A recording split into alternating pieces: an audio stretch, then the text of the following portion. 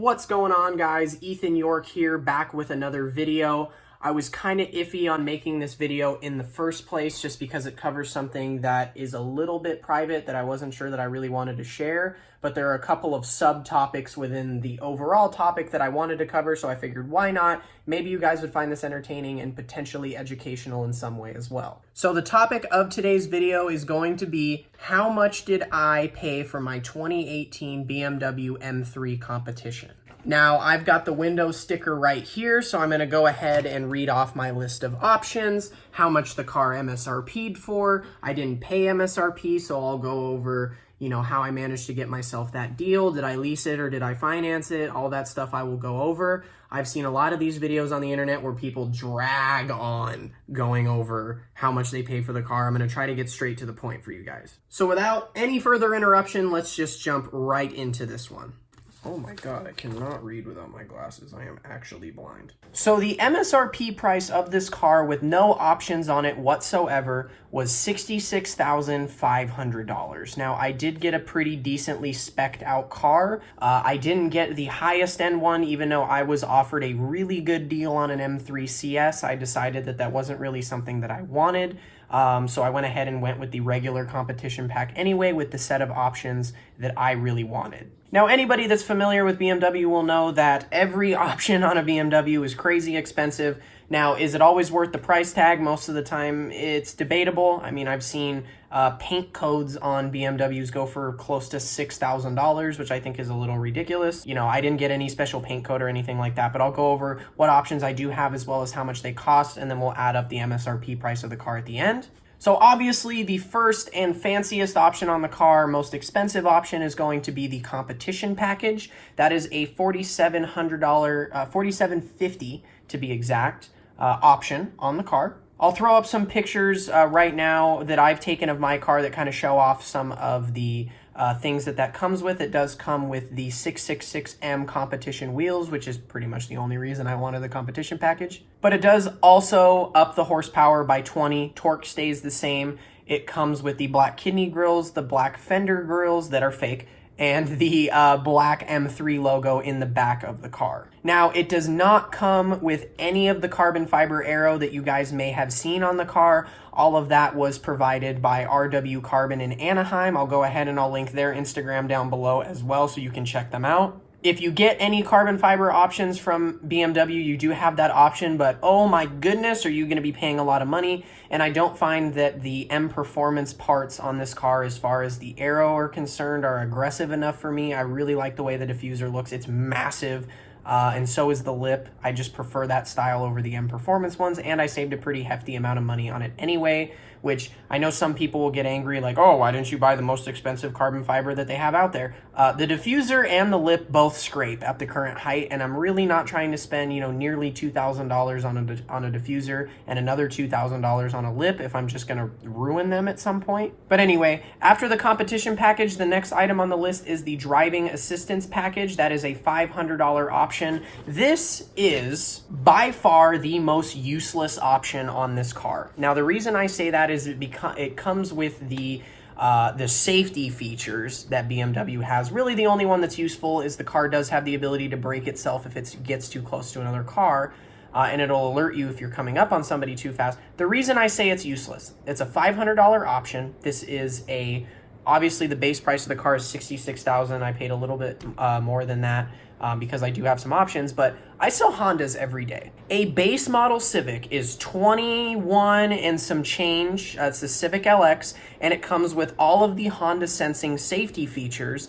standard at no extra cost. If you want to do some quick math, the Civic is a fourth of the price of what this car MSRP is for, and the fact that it's standard on a Civic and you have to pay for it on a BMW, one, is ridiculous, but two, the safety features don't even really work on this car as well as they work on the Hondas. The Honda's lane keep assist works so well you can literally take your hands off the steering wheel on a freeway as it's bending and the car will steer for you, and it won't do the whole ping pong bouncing back and forth between lanes. It will actually keep you in the center without you putting in any kind of input.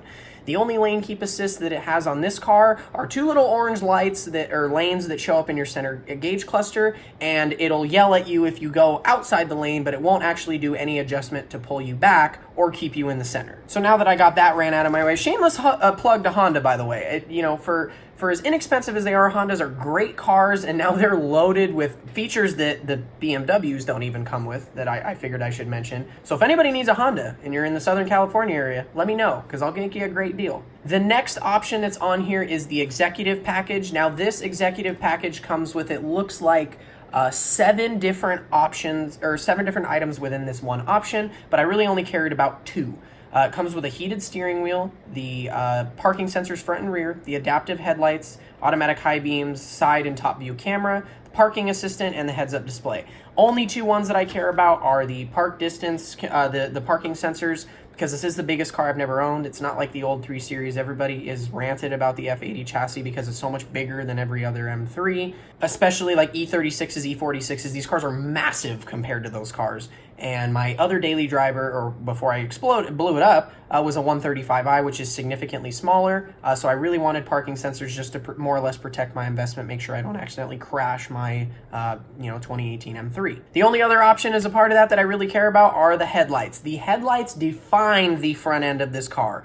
They're more of the U shape instead of the full circles, and they absolutely make the car look 1,000 times better. I've had some headlight work done to my 135i in the past. I'll see if I can pull up a picture of that. They're from BAV Group Designs, and it's a ton of money. There's no warranties in it whatsoever, and I've already had some issues with, the hardware that came with it. So I really didn't want to take my M3 into a headlight shop and have them retrofit the headlights. I'd rather just pay for the stock option because they look awesome anyway. So that is a $4,100 option. The next option that comes on is the dual clutch transmission. I went back and forth deciding whether or not I wanted a dual clutch or a manual, but the cars were at kind of limited availability at the time that I purchased one. So getting one with every single option that I wanted in the color that I wanted with a manual transmission proved to be impossible because I could not find one. Not to mention, dealers that sell sports cars, typically the ones with the manual, they will try to hold the selling price of that car a little bit better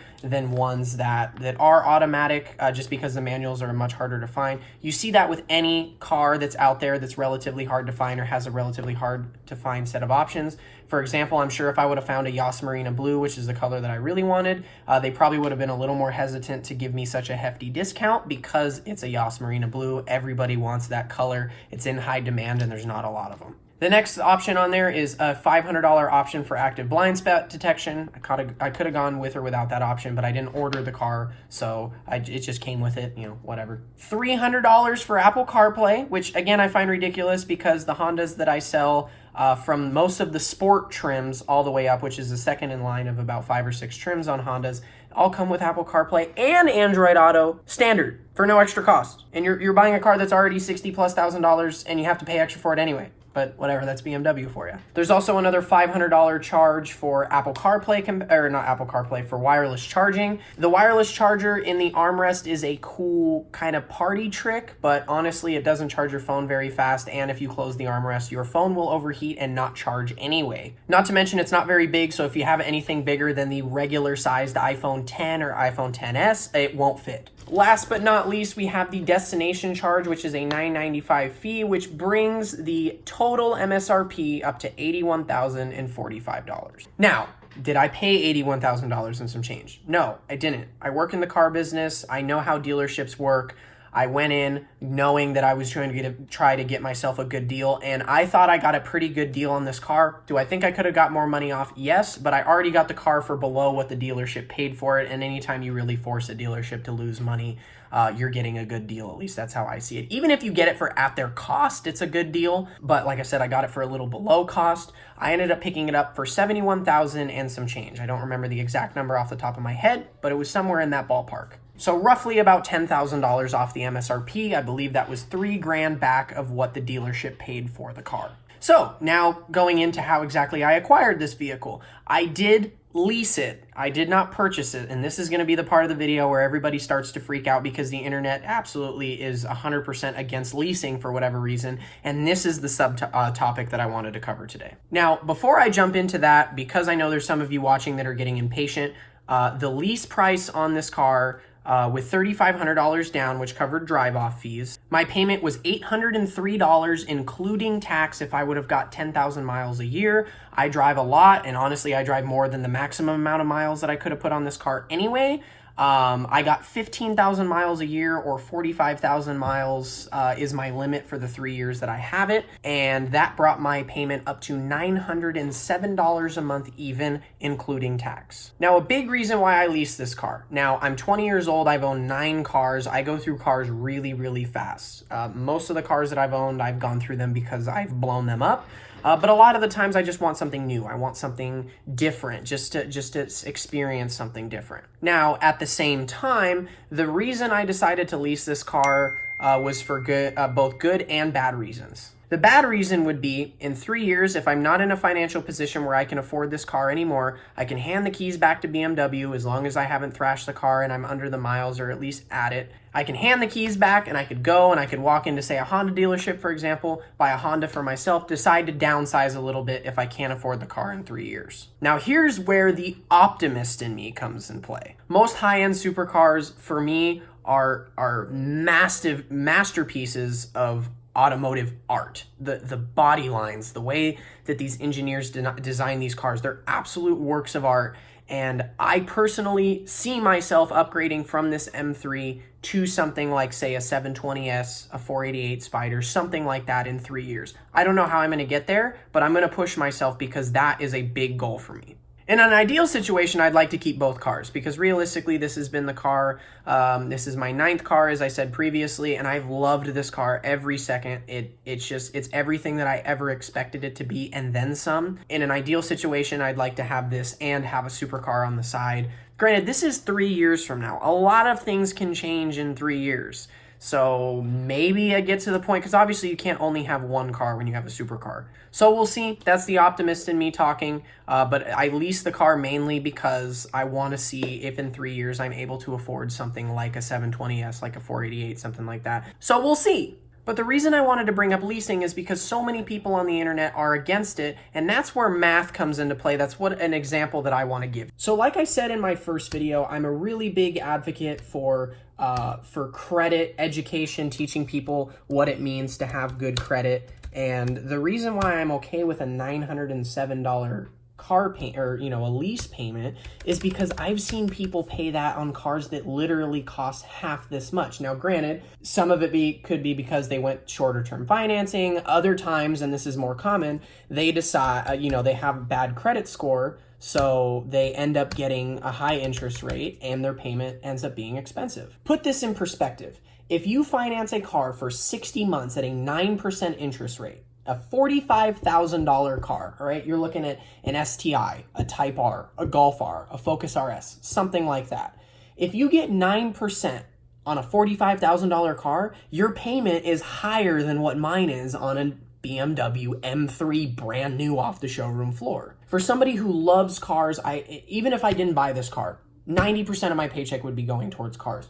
Probably modding the 135 or fixing the 135i since it's broken, whatever. My money is always going to go to cars. That's just how I am. That's just what I love to do. That's how I spend my money. I don't spend money on expensive clothes or, the most expensive restaurants we have where I'm at are maybe $25 a plate if you really are trying to push it. And I don't really do that often either. I live and breathe cars. So for me, a $907 car payment with the money that I make now really doesn't bother me that much. Does it get hard sometimes? Absolutely. This is probably the hardest month that I've had financially owning this car since I've had it. But every second I sit in that car, it makes it worth it for me.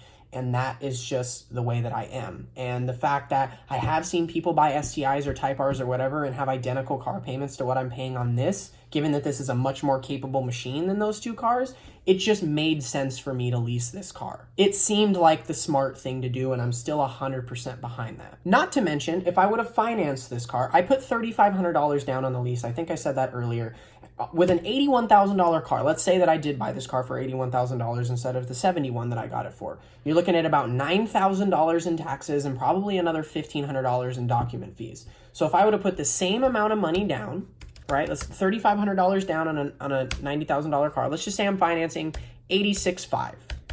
If I would have financed $86,500 at 60 months at 4%, which I think is still lower than what BMW's rate is for their in-house financing or their corporate financing, the payment is $1,600. That's $700 more for the same car that realistically I probably won't own in 3 years. I'm probably going to, get something else, or if I'm in a position where I can keep this car and that. Like I said, it's the flexibility of the lease that I like. People will always talk about, oh, if you lease a car, it's not your car. Guess what? If you finance a car, it's really not your car either. If you decide to not make your payment, someone comes and picks your car up just like they do on a leased car. Your registration says someone else's name on it, just like my registration says a bank's name on it, or in this case, BMW Financial. They're really kind of these misconceptions because I don't have an exact percentage, but I would argue that 90% of people at least that finance a car don't see it through the entire length of their term. So what's the point of financing a car for a longer time, putting yourself in a worse position as far as being upside down on the car goes,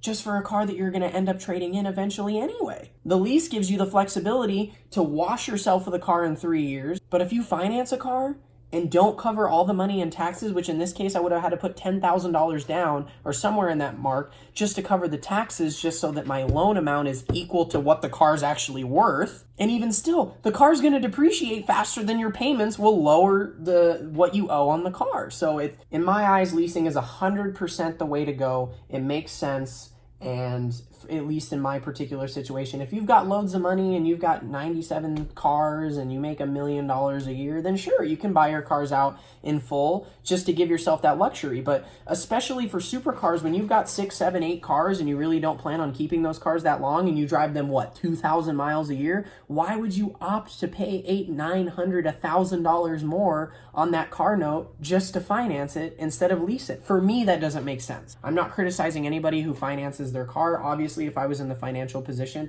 I'm sure I would have financed this car. But the fact of the matter is, I'm not loaded. I'm not rich. I'm just a kid who makes a little bit above average money for my age, who really, really likes cars, and I wanted something and I went after it and I got it. But anyway, that's enough of my rant. I'm sure most of you guys have clicked out by now. If you did like this video, go ahead and like and subscribe. Comment down below how you feel about my decisions as far as leasing the car goes, things like that. But anyway, we've got some really good content coming up in the next couple days. I'm going to be meeting up with at 120th up in Simi Valley. We're going to do maybe a couple of videos together. She's an incredibly talented car photographer, far above what my skill level allows for. So maybe we can learn some things from her, kind of see how she does her process, and overall just have a really good time shooting some really nice cars. But anyway, I hope you guys liked the video, and I will see you guys some other time.